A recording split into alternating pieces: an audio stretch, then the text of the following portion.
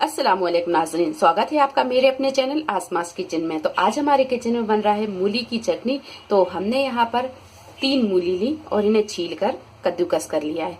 आप यहाँ बारीक काट कर भी मूली को डाल सकते हैं। हमने यहाँ से कद्दूकस किया है क्योंकि हम आधी मूली को पीस कर डालेंगे और आधी हम गार्निशिंग के लिए रखेंगे। हरा धनिया लिया है, 3 से 4 हरी मिर्च ली है।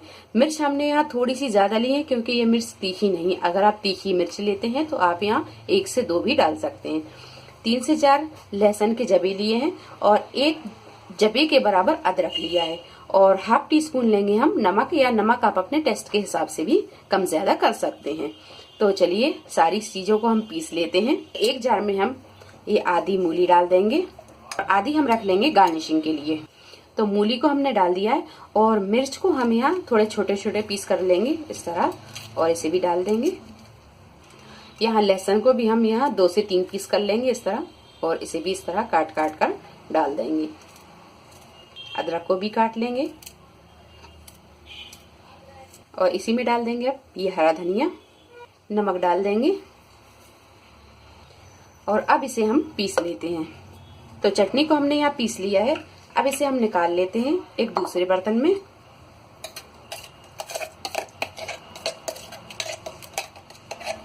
तो यहाँ हमने ये चटनी को पीस लिया है।